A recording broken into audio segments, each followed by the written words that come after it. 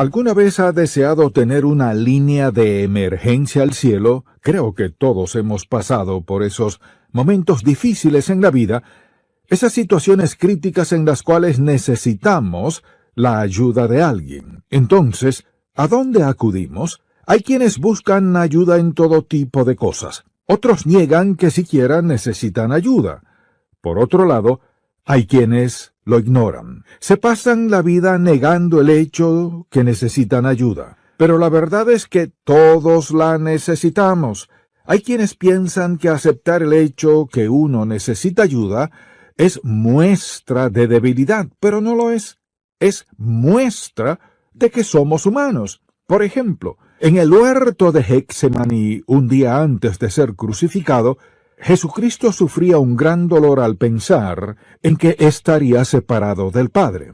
Es interesante ver lo que les dijo a sus discípulos en Mateo 26:38. Entonces Jesús les dijo: «Mi alma está muy triste hasta la muerte, quedaos aquí y velad conmigo». En ese momento, en su humanidad, el Señor necesitaba de la presencia de sus discípulos. Necesitaba sentir que ellos estaban con Él, aunque Él verdaderamente no era débil. Así que todos necesitamos ayuda. El asunto es, ¿a dónde acudimos?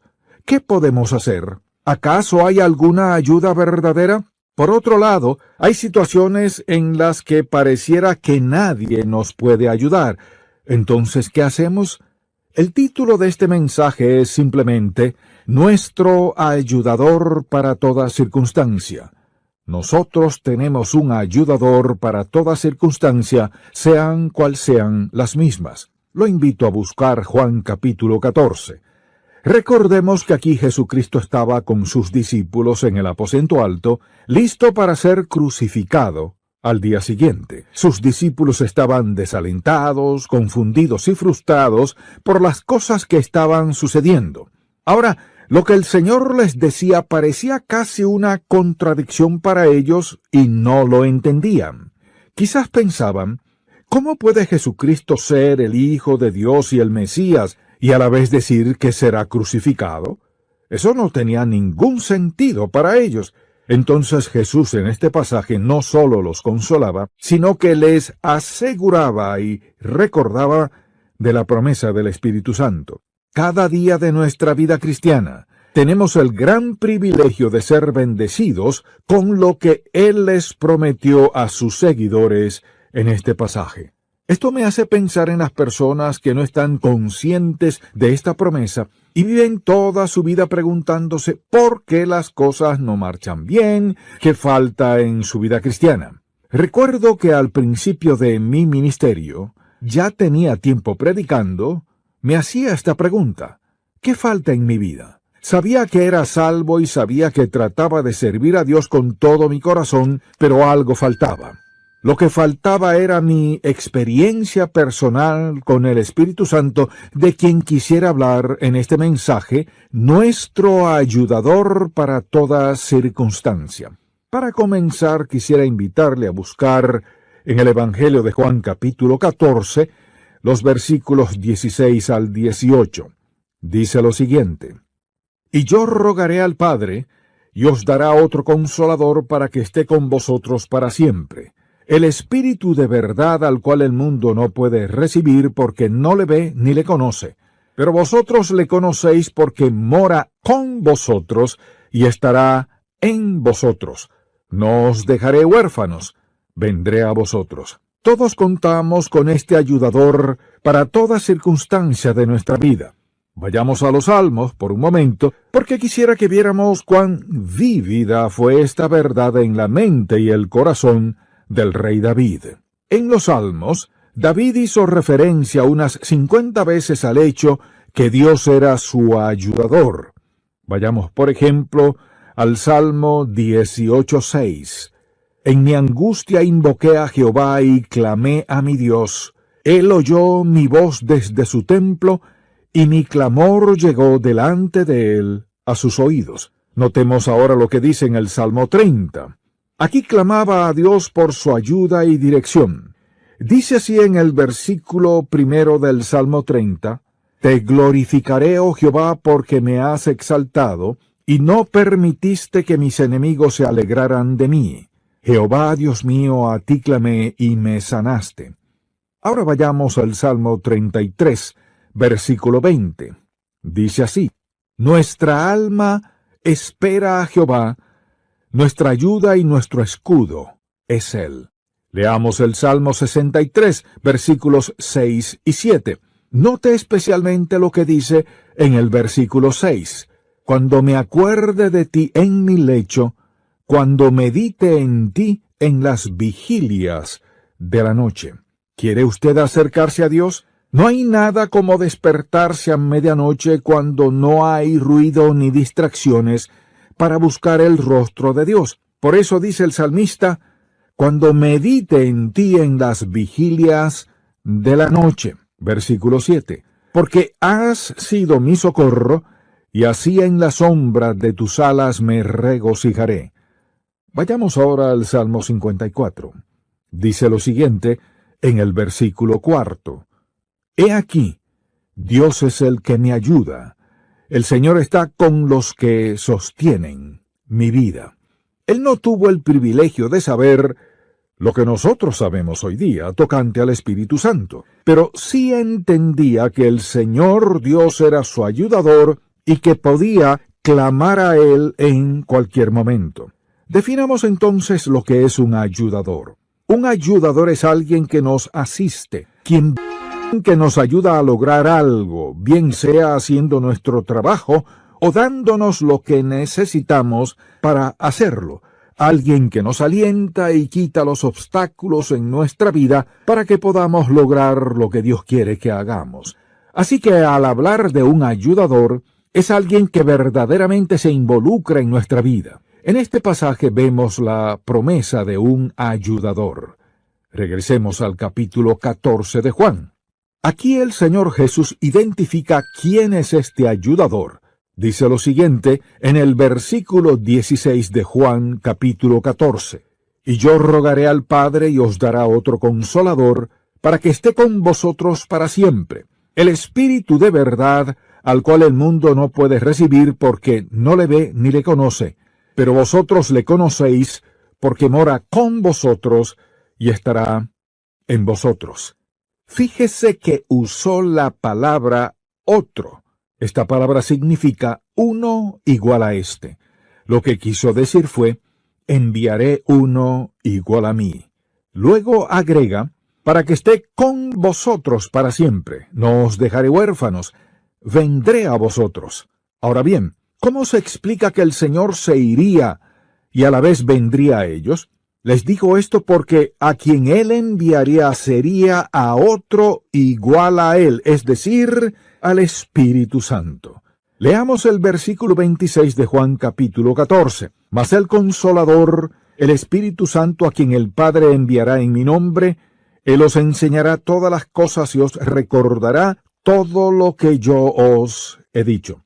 Ahora vayamos al capítulo 15, versículo 26. Dice así: pero cuando venga el Consolador, a quien yo os enviaré del Padre, el Espíritu de verdad, el cual procede del Padre, Él dará testimonio acerca de mí. Es decir, Él les mostrará quién soy yo.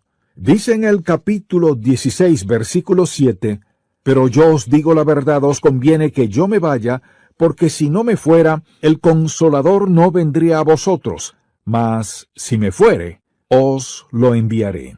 Entonces vemos claramente en la Biblia que nuestro ayudador para toda circunstancia es el Espíritu Santo. Quisiera explicar este asunto un poco más a fondo para que entendamos por qué tal énfasis en el Espíritu Santo. Veremos varios pasajes de la Escritura. Le invito a buscar Salmo 103, versículo 19. Jehová estableció en los cielos su trono, y su reino domina sobre todos. Dios el Padre, sentado en su trono en el cielo, gobierna y reina sobre todo el universo y todo lo que en él está. Ahora bien, ¿dónde está el Señor Jesús? Dice lo siguiente en Hebreos capítulo 1, en referencia al Señor Jesús leamos el versículo 3, el cual siendo el resplandor de su gloria y la imagen misma de su sustancia, y quien sustenta todas las cosas con la palabra de su poder, habiendo efectuado la purificación de nuestros pecados por medio de sí mismo, se sentó a la diestra de la majestad en las alturas. Vayamos al capítulo 8 de Hebreos, el versículo 1. Dice así: Ahora bien, el punto principal de lo que venimos diciendo es que tenemos tal sumo sacerdote, el cual se sentó a la diestra del trono de la majestad en los cielos. Cristo está sentado a la mano derecha del Padre. Vayamos al capítulo 10, versículo 12. Hablando nuevamente de Jesucristo, dice lo siguiente: Pero Cristo, habiendo ofrecido una vez para siempre un solo sacrificio por los pecados, se refiere a su sacrificio en la cruz, se ha sentado a la diestra de Dios. Capítulo 12 de Hebreos, versículo 2, que dice: Puesto los ojos en Jesús, el autor y consumador de la fe, el cual por el gozo puesto delante de él, sufrió la cruz, menospreciando el oprobio, y se sentó a la diestra del trono de Dios.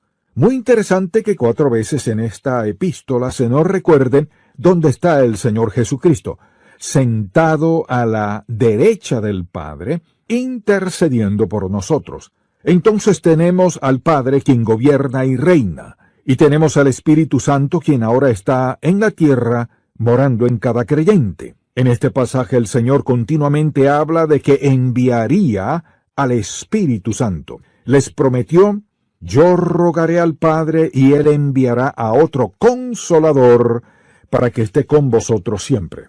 ¿Cuál es la tarea del Espíritu Santo? Mientras el Padre gobierna y reina sobre todo, mientras el Señor Jesucristo está sentado a su diestra intercediendo por todos nosotros, es el Espíritu Santo quien nos capacita. Él vino a facultarnos para que seamos las personas que Dios quiere y logremos lo que Él nos ha encomendado. No me refiero solo a predicar o enseñar, sino a lo que sea que Dios lo haya llamado a hacer en la vida. Ese es el ministerio del Espíritu Santo. Así que tenemos al Padre que gobierna y reina, al Hijo que intercede, y al Espíritu que nos capacita y nos impulsa a hacer lo que el Padre nos ha llamado a hacer.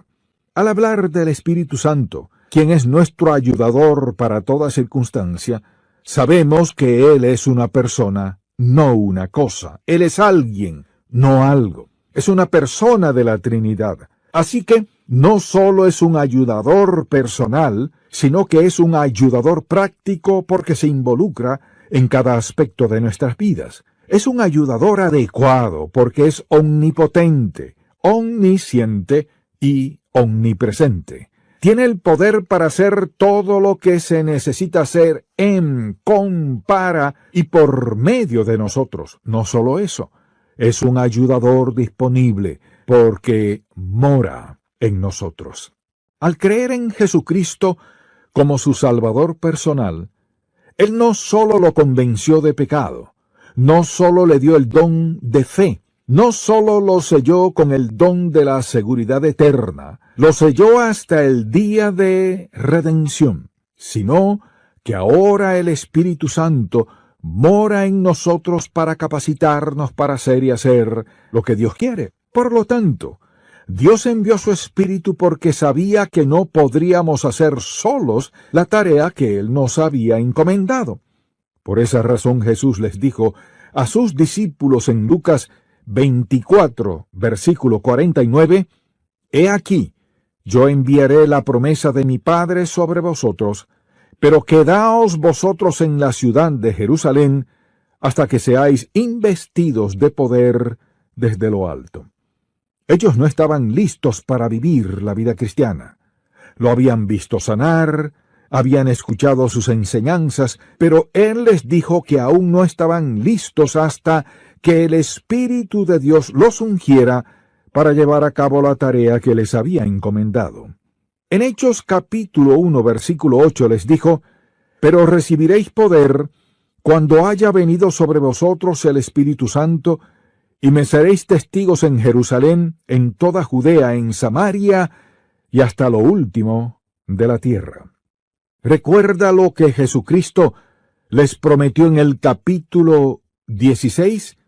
Él estará en y con vosotros.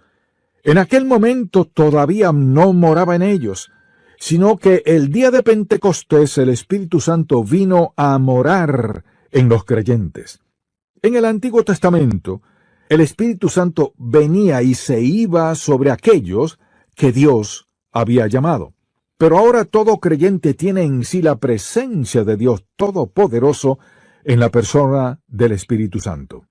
La razón por la cual no podemos escaparnos de Dios una vez que hemos creído en Jesucristo como nuestro Salvador es porque ahora Él mora dentro de nosotros. Él lo ha sellado como un hijo, una hija de Dios. Él lo ha adoptado a su reino. Somos por siempre los hijos e hijas de Dios. Sabemos que nuestro Padre está en los cielos, sentado en su trono majestuoso. Sabemos que el Señor Jesucristo, nuestro Salvador, el gran mediador, está sentado intercediendo por nosotros. Sabemos que ahora Él mora en nosotros en la maravillosa persona del Espíritu Santo, quien nos equipa, capacita y nos ayuda día a día. No podemos escaparnos de Dios Todopoderoso. Él ha decidido vivir dentro de nosotros. Eso es muestra de nuestra insuficiencia. Él les dijo a sus discípulos que no podrían hacerlo hasta que el Espíritu de Dios viniera sobre ellos. Ellos no podían. Nosotros no podemos. Nadie puede vivir como Dios quiere sin la ayuda del Espíritu Santo. Él es su ayudador. Todo creyente lo tiene sin excepción. Me entristece pensar en muchas personas que asisten regularmente a la iglesia, leen sus Biblias, pero no saben quién es el Espíritu Santo. Nunca han entendido que Él es una persona de la Trinidad, que Dios nos ama tanto que no solo nos envió a un Salvador, sino a su Espíritu para ayudarnos a ser lo que Él quiere que seamos. Eso es amor en su máxima expresión. Envió al Espíritu Santo para ayudarnos a vivir la vida cristiana, porque sabía que no podíamos hacerlo solos. Con esto en mente, pensemos en las maneras prácticas en las cuales Él nos ayuda. Hay muchas, pero quisiera mencionar algunas cosas que tenemos que confrontar a diario. En primer lugar, el Espíritu Santo nos ayuda en nuestra vida de oración. Escuchemos lo que nos dice Pablo al respecto en Romanos 8:26. Y de igual manera el Espíritu nos ayuda en nuestra debilidad, pues ¿qué hemos de pedir como conviene? No lo sabemos. Fíjese que Pablo no les dijo, ustedes los romanos no saben orar, sino que se incluyó a sí mismo al decir, no sabemos orar como conviene. Versículo 26. Pero el Espíritu mismo intercede por nosotros con gemidos indecibles, mas el que escudriña los corazones sabe cuál es la intención del Espíritu, porque conforme a la voluntad de Dios intercede por los santos. ¿Por qué será que a menudo nosotros no sabemos cómo orar? La primera razón es porque no sabemos qué nos depara el futuro.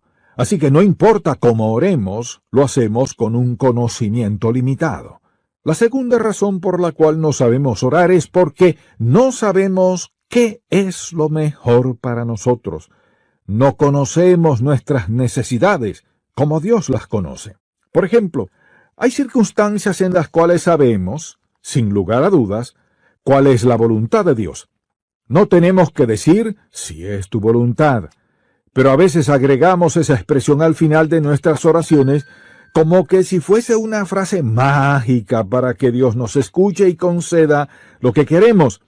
Así que si sabemos cuál es la voluntad de Dios en torno a algo, no tenemos que decir si es tu voluntad. Pero hay otras cosas de las cuales en verdad no sabemos cuál es la voluntad de Dios. Entonces clamamos a Él y le pedimos que nos muestre su voluntad. Lo que pasa entonces es que el Espíritu Santo intercede por nosotros con gemidos indecibles. Pero no es el Espíritu Santo quien hace los gemidos, sino es Él quien los lleva al Padre, porque a menudo lo que sentimos es muy profundo y va más allá de lo que podemos expresar con nuestras palabras. A veces le pedimos a Dios que nos muestre su voluntad. Anhelamos conocerla. Entonces el Espíritu Santo toma los gemidos de nuestro espíritu y los lleva ante el Padre. ¿Y sabe qué? Dios escuchará nuestras oraciones. El Señor Jesús está sentado a la diestra del Padre, intercediendo por nosotros. Dios nunca quiere esconder su voluntad de nosotros. Él quiere que la conozcamos. ¿Por qué? Porque Él nos predestinó para que fuésemos conformados a la semejanza de su Hijo. Él quiere que conozcamos su voluntad. Quiere que tomemos decisiones acertadas. Notemos lo que dice en la última parte de ese versículo 27 de Romanos 8. Mas el que escudriña los corazones sabe cuál es la intención del Espíritu, porque conforme a la voluntad de Dios intercede por los santos. Dios sabe si en verdad queremos conocer su voluntad o no. Él sabe si lo obedeceremos o no. Pero Dios no nos revela su voluntad solo para que la consideremos, sino para que la obedezcamos, para que digamos, sí, esa es tu voluntad, y haré exactamente lo que quieres que haga. No sabemos orar, pero tenemos al Espíritu Santo quien nos ayuda. A veces no sabemos cómo orar por otros. Por ejemplo, alguien viene y nos cuenta un problema en su vida y nos pide que oremos por ellos para que Dios quite algo de sus vidas. Pero quizás la voluntad de Dios no sea quitar ese problema. Entonces le preguntamos a Dios cuál es su voluntad y que nos muestre cómo hemos de orar por esa persona. Todos necesitamos al Espíritu Santo y Él está allí para ayudarnos a orar. ¿Qué hace? No solo eleva nuestras oraciones al Padre, sino que su labor es clarificarnos cuál es la voluntad de Dios. Por eso dice en Proverbios 3, 5 y 6, «Fíate de Jehová de todo tu corazón, y no te apoyes en tu propia prudencia. Reconócelo en todos tus caminos, y Él enderezará tus veredas». La labor del Espíritu Santo es revelarnos la voluntad de Dios. Su labor es simplificar la voluntad de Dios para nosotros y facultarnos para que andemos en ella. Una de las razones por las cuales la gente deja de orar es por temor a orar por algo equivocado. No permita que eso le preocupe en lo más mínimo, porque el Espíritu de Dios no traerá al Padre una petición equivocada. Él sabe exactamente lo que necesitamos. Nosotros podemos pedir algo equivocado. ¿Y sabe lo que sucede? El Espíritu Santo conoce nuestro espíritu, nuestro corazón. Entonces Él intercede por nosotros y pide lo correcto. Dios sabe cuán débil somos, cuán carnales somos. Sabe que es natural que pidamos lo que queremos. Somos humanos, así que pediremos lo que queremos, lo que nos satisface, lo que gratifica nuestra carne, lo que suple nuestras necesidades. Entonces, ¿qué hace? Él conoce el futuro. Así que toma nuestras oraciones y nos envía lo que es mejor para nosotros. Pero a veces pensamos, Dios no contestó mi oración, pero si lo hizo, ¿sabe cómo? Nos concedió lo que sabía que hubiésemos pedido si supiéramos lo que Él sabe del presente, el futuro y las consecuencias. Esa es la labor maravillosa del Espíritu Santo. La segunda manera práctica en la cual nos ayuda el Espíritu Santo es en entender la palabra de Dios. Hay quienes dejan de leer la Biblia porque no la entiende. Le daré 3 palabras en cuanto a la lectura de la Biblia. La primera palabra es revelación. Revelación es la verdad que Dios le muestra al hombre que éste no pudiera recibir de ninguna otra forma. Nadie puede entender a Dios sin la labor y el ministerio del Espíritu Santo en su vida. Revelación es la verdad que Dios le muestra al hombre o a la mujer que éste no pudiera recibir de ninguna otra forma. Eso es la Biblia. No es meramente un libro. Es un tesoro porque es la revelación de Dios de sí mismo. Alguien dirá, un momento, ¿qué me dices de Éxodos, Levítico, Números, Deuteronomio y todos esos libros del Antiguo Testamento? Amable oyente, Dios está en cada página de la Biblia. Dios se revela en cada uno de esos sacrificios del Antiguo Testamento. No se trata de un libro de historia, no es un libro de ciencia, es la revelación de Dios de sí mismo, de su trato para con la humanidad. Entonces, la primera palabra es revelación. La segunda palabra es iluminación. ¿Qué sucede cuando nosotros comenzamos a leer la Biblia? El Espíritu de Dios abre nuestras mentes, nos revela la verdad de un pasaje y entendemos lo que significa. Decimos, lo había leído y leído, pero ahora lo entiendo. Amable oyente, no podemos entender Juan 3:16 sin tener la iluminación del Espíritu Santo, porque de tal manera amó Dios al mundo, que ha dado a su Hijo unigénito para que todo aquel que en él cree no se pierda, mas tenga vida eterna. Ahora bien, ¿cómo se explica la muerte expiatoria de Cristo? De eso se trata este versículo. ¿Cómo puede un Dios de justicia, santidad y juicio amar a los no creyentes? Podríamos tomar un pasaje como Juan 3:16 y crear suficientes problemas. Así que no podemos verdaderamente entender el significado de este versículo sin tener la iluminación del Espíritu Santo. He hablado con personas que dicen, no estoy seguro de que Dios me salve. Entonces les digo, porque de tal manera amó Dios al mundo, que ha dado a su Hijo unigénito, para que todo aquel que en él crea no se pierda, mas tenga vida eterna. Luego les pregunto, ¿creen eso? Dicen que sí. Les pregunto, ¿es usted salvo? Me responden, bueno, no lo sé. ¿Qué quiere decir con que no lo sabe? Es que siento que... ¿Sabe usted por qué no lo saben? Porque no pueden captar lo que significa creer en Jesucristo y cómo puede Dios salvarlos si han pecado de la manera como lo han hecho. Entonces, sin el Espíritu Santo no hay iluminación del Espíritu de Dios. Por eso hay hombres que pueden pasar 30, 40 años estudiando la Biblia o enseñando en instituciones teológicas y aún después de todos esos años, tener un entendimiento muy vago de la verdad. No podemos entenderla sin la ayuda del Espíritu Santo. Así que al leer la Biblia, pídale al Espíritu Santo que le dé entendimiento. En eso consiste la iluminación. Le invito a buscar 1 Corintios capítulo 2. Escuchemos lo que dice el apóstol Pablo, comenzando en el versículo 9. Antes bien, como está escrito, cosas que ojo no vio ni oído oyó, ni han subido en corazón de hombre, son las que Dios ha preparado para los que le aman. Pero Dios nos las reveló a nosotros por el Espíritu, porque el Espíritu todo lo escudriña, aún lo profundo de Dios. Porque ¿quién de los hombres sabe las cosas del hombre, sino el espíritu del hombre que está en él? Así tampoco nadie conoció las cosas de Dios, sino el Espíritu de Dios. Y nosotros no hemos recibido el espíritu del mundo, sino el Espíritu que proviene de Dios, para que sepamos lo que Dios nos ha concedido.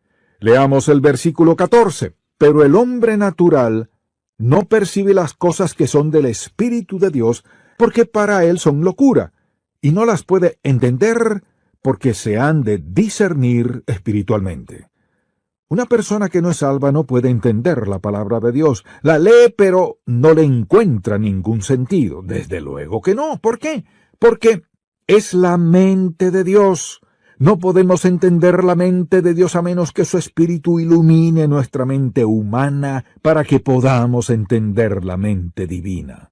Dice el Señor en Isaías capítulo 55, versículos 8 y 9 lo siguiente: porque mis pensamientos no son vuestros pensamientos, ni vuestros caminos mis caminos, dijo Jehová. Como son más altos los cielos que la tierra, así son mis caminos más altos que vuestros caminos, y mis pensamientos más que vuestros pensamientos.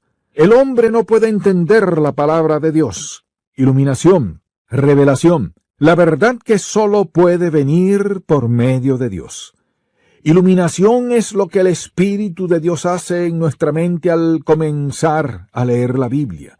Pero no podemos esperar que el Espíritu Santo ilumine nuestra mente y nos muestre los tesoros de la mente de Dios si a la vez caminamos en pecado y en desobediencia a Dios. No lo hará.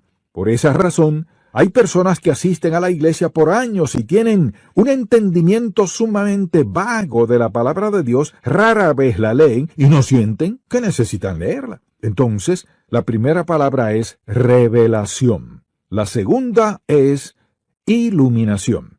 Y la tercera palabra es inspiración. Cuando el Espíritu de Dios ilumina nuestras mentes y corazones y nos da entendimiento, ¿qué sucede? Nos da inspiración. En otras palabras, ¿a qué nos motiva? Queremos aplicar la palabra a nuestros corazones, aplicarla a nuestra vida. Esta es la labor del Espíritu Santo. Esta es la labor de Dios.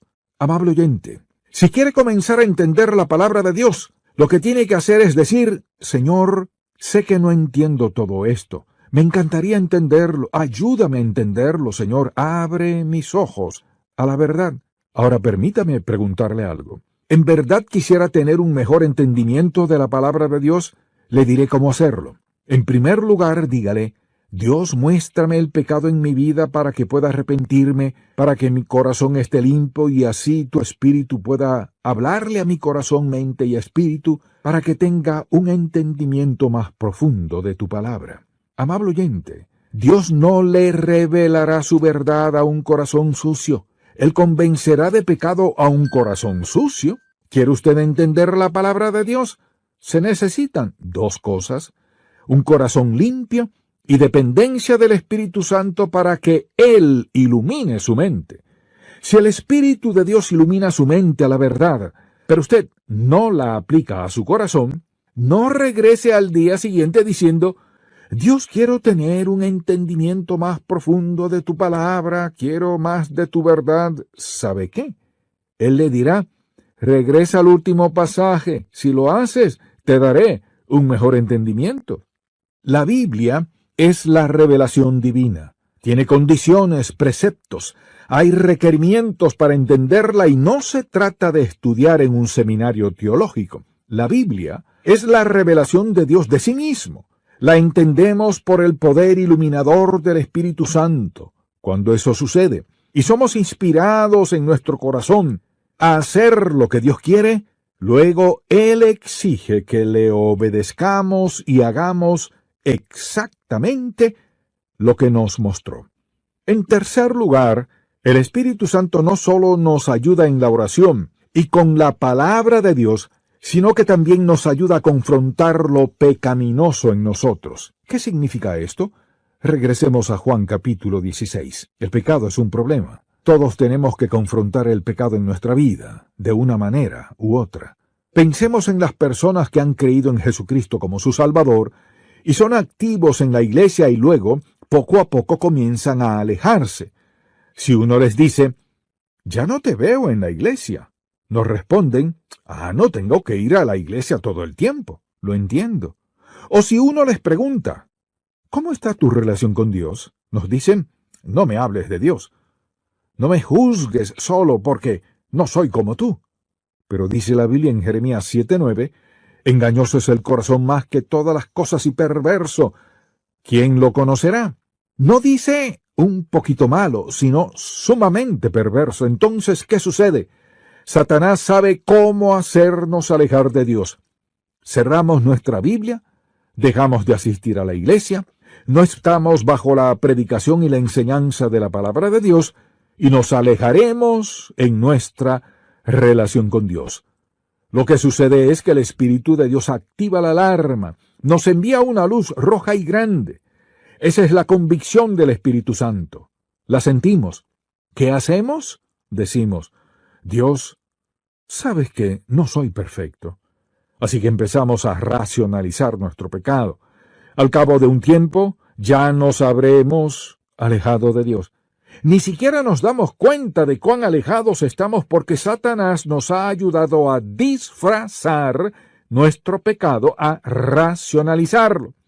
Luego nos encontramos haciendo cosas que sabemos que nunca antes hubiésemos hecho en nuestra vida. Pecamos y ni siquiera sentimos la convicción del Espíritu Santo porque lo hemos reprimido por tanto tiempo.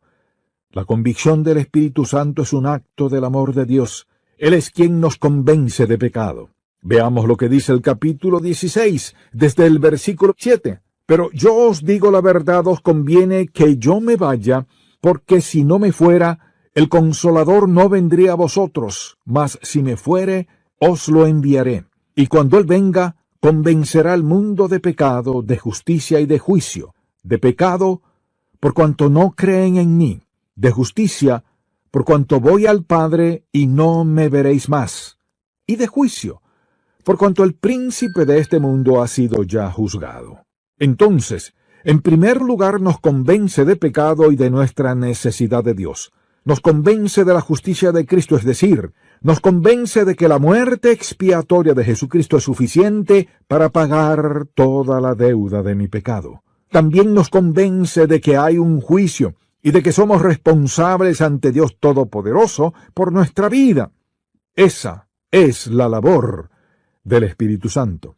¿Queremos que deje de convencernos de pecado? Desde luego que no. Esa es su manera de encarrilarnos en el camino de Dios.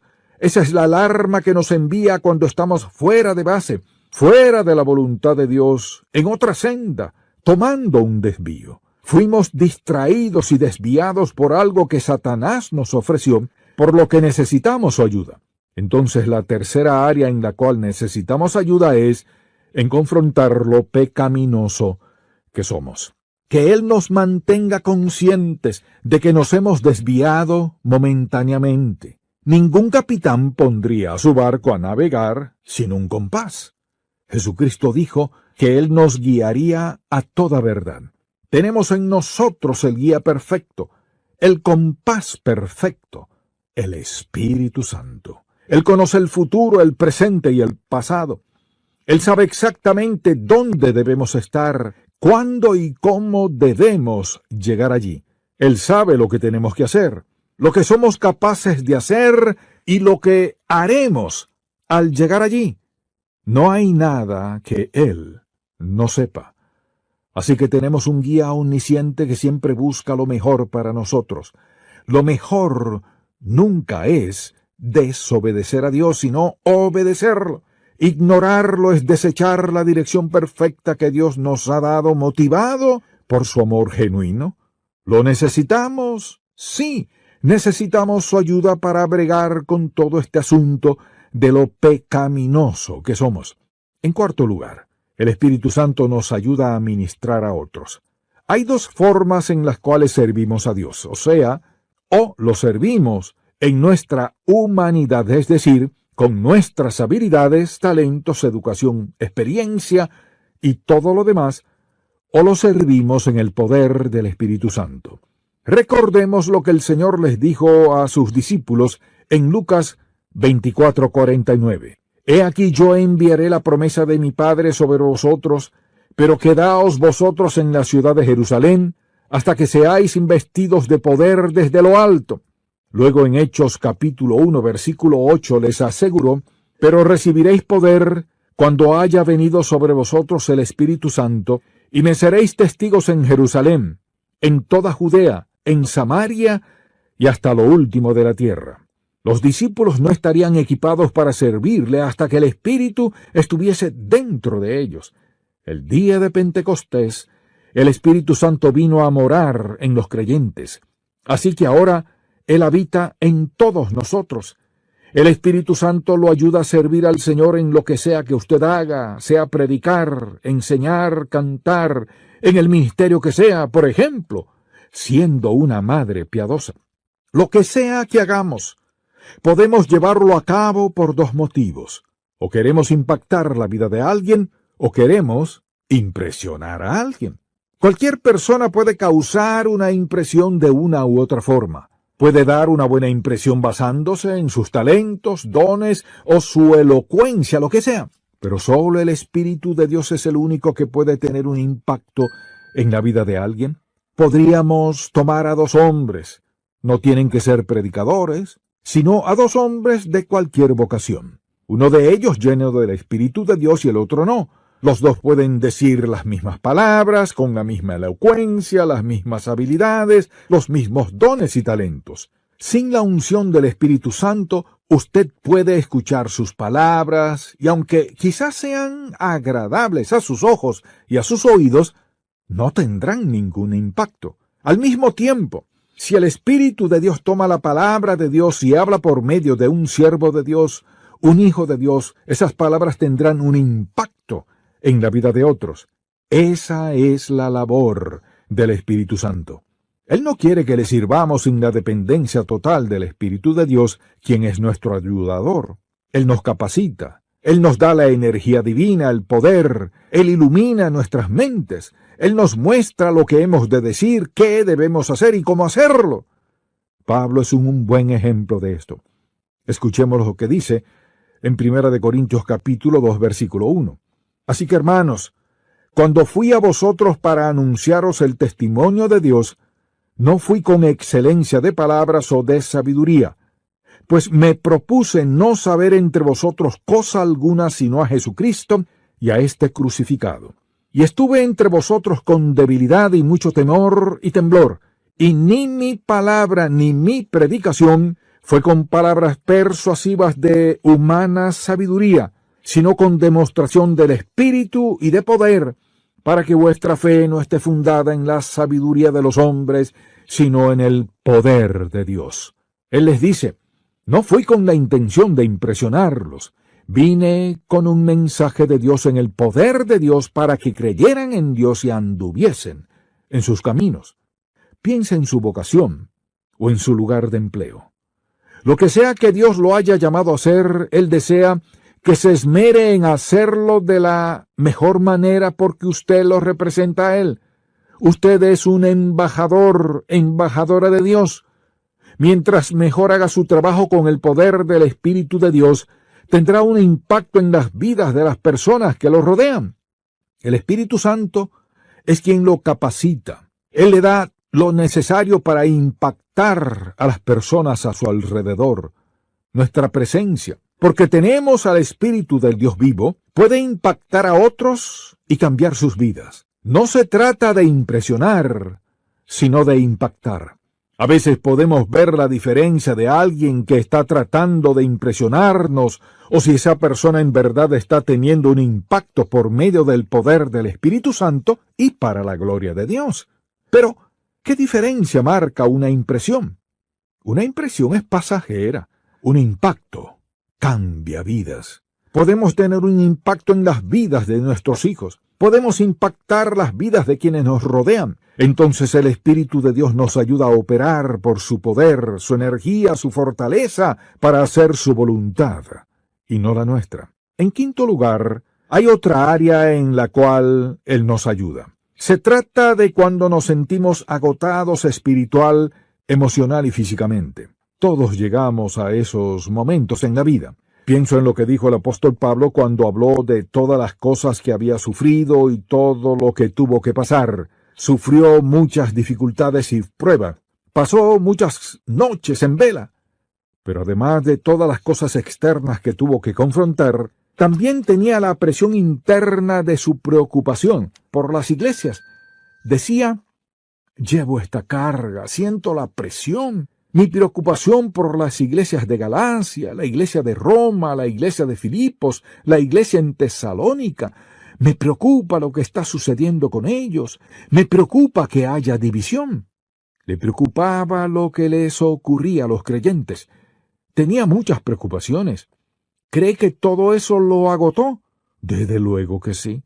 Recordemos cuando Pablo hablaba del aguijón que llevaba en su cuerpo. Esa fue una de las cosas por las cuales Pablo oró y Dios no respondió de la manera que él quería que lo hiciera. No sabía exactamente cómo orar por eso. Oró de la única manera que sabía hacerlo. Dios, quita esto de mí. Pero Dios no lo removió. Pablo lo llevó consigo.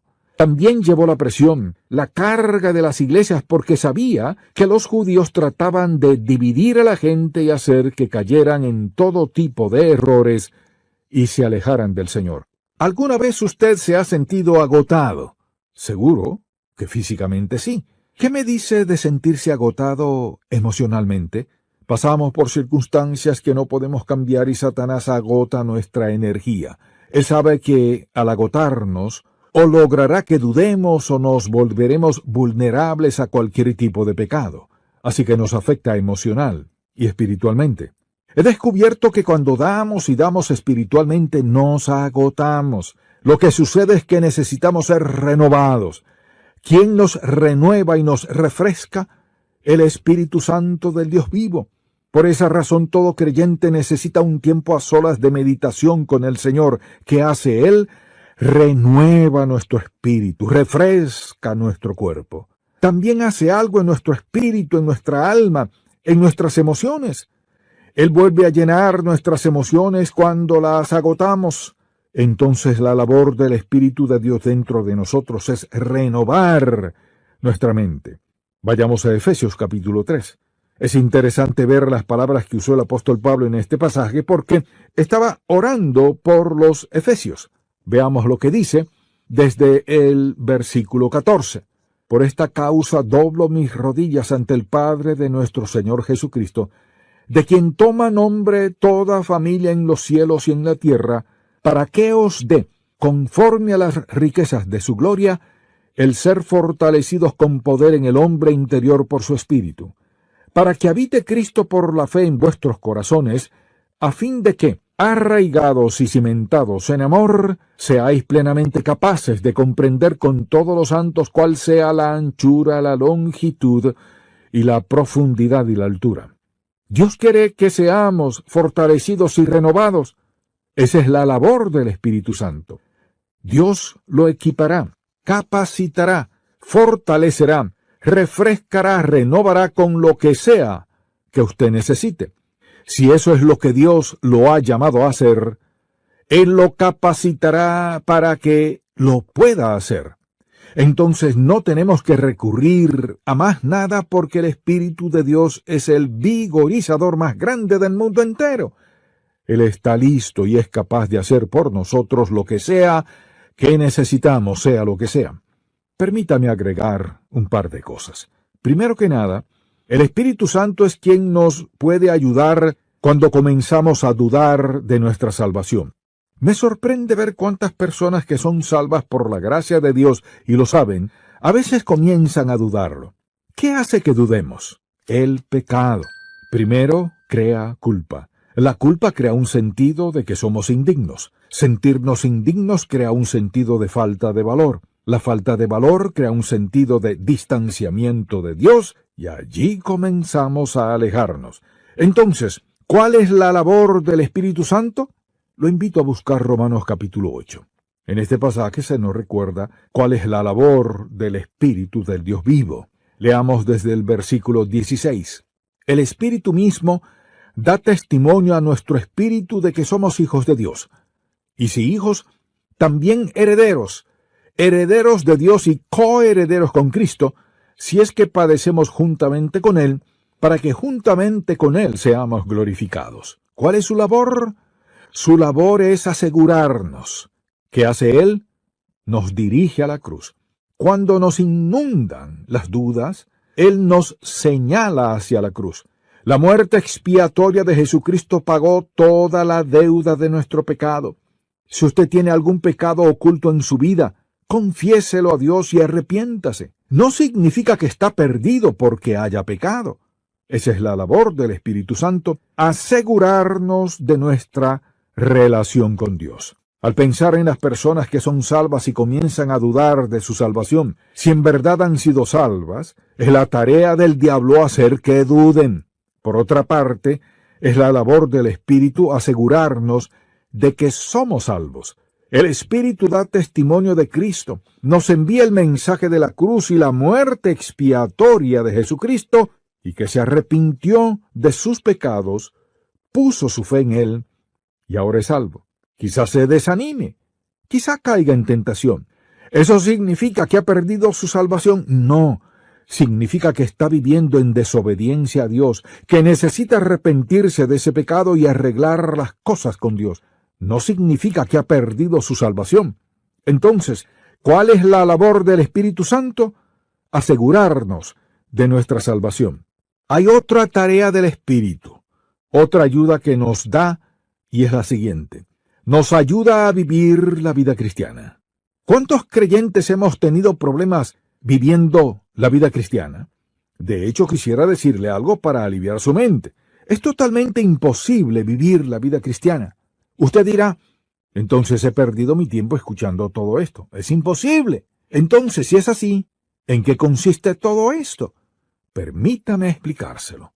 Recuerdo una vez que estaba pastoreando una iglesia por varios años y había intentado una y otra vez vivir la vida cristiana. Ayuné, oré, rogué, supliqué, leí, hice todo lo posible. ¿Tenía paz al respecto? En realidad no. Hasta que el Señor me mostró una sencilla verdad. Él comenzó a mostrarme algo que nunca antes había visto y que revolucionó completamente mi vida. Todavía recuerdo aquel momento. Manejé hasta la iglesia aquel día, recuerdo que estaba sentado en mi auto y miré hacia la ventana y pensé, amado Dios, ya no tengo que llevar la carga de vivir la vida cristiana. ¡Qué alivio sentí! Pensé, ¡qué libertad! Usted no puede vivir la vida cristiana. Vivimos en cuerpos carnales, tenemos 5 sentidos, somos humanos, vivimos en un mundo completamente lleno de pecado, perversidad, rebeldía, sensualidad y todo lo demás. Entonces, ¿cómo podremos vivir en un mundo vil y pecador y esperar poder vivir una vida santa? No podemos. Por eso vino el Espíritu Santo. Vino para vivir por medio de nosotros una vida que sabía que nunca podríamos vivir solos. Nosotros no tenemos la fuerza para hacerlo. ¿Por qué vino? Para vivir por medio de nosotros una vida que Él sabía que no podíamos vivir nosotros solos. No podemos solos. No tenemos las fuerzas para hacerlo. Así que tuve que reconocer que no podía, que no puedo, que no es mi labor, sino su trabajo. Tengo a Jesucristo como mi Salvador, y estoy dispuesto a reconocer que no puedo vivir esta vida. Reconozco la presencia y el poder del Espíritu Santo para vivir por medio de mí la vida de Jesucristo. En ese momento es cuando la vida cristiana se comienza a expresar por medio de nosotros. Así que no es nuestra vida. Esto es lo que el apóstol Pablo quiso decir en Gálatas 2:20, cuando dijo, con Cristo estoy juntamente crucificado, y ya no vivo yo, mas vive Cristo en mí. Lo que ahora vivo en la carne, lo vivo en la fe del Hijo de Dios, el cual me amó y se entregó a sí mismo por mí. Él dijo, ya no vivo yo, porque eso no funcionó. Ahora bien, aquí hay un contraste. Busque, por favor, Gálatas capítulo 5, versículo 16. Digo pues, andad en el Espíritu. Esto significa estar en sumisión al Espíritu quien mora en nosotros, y no satisfagáis los deseos de la carne. Es decir, no llevarás a cabo esos deseos pecaminosos que son normales en la vida de una persona. Si caminas sumisamente al Espíritu, no satisfarás esos deseos. Versículo 17. Porque el deseo de la carne, aquí se refiere a nuestra naturaleza pecaminosa, es contra el Espíritu, y el del Espíritu es contra la carne, y estos se oponen entre sí.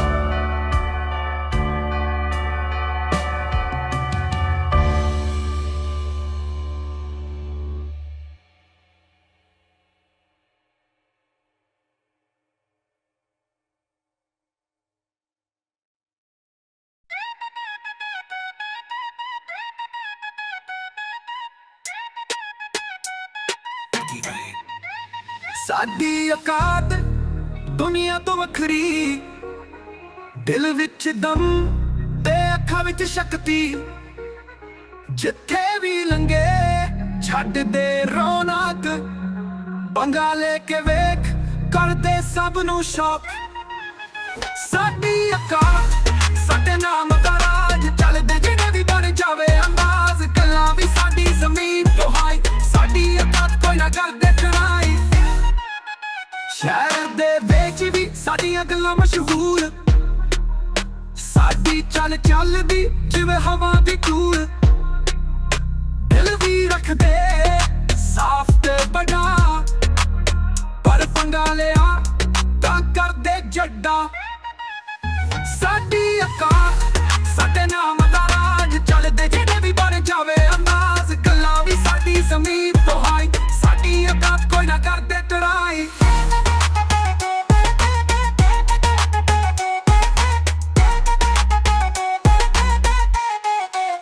ਉਹ ਅਸਲੀ ਯਾਰੀ ਤੇ ਸਵੈਗ ਨਾਲ ਭਰਪੂਰ, ਦੁਨੀਆ ਦੀਆਂ ਗੱਲਾਂ ਸਾਨੂੰ ਲੱਗਦੀਆਂ ਜ਼ਰੂਰ।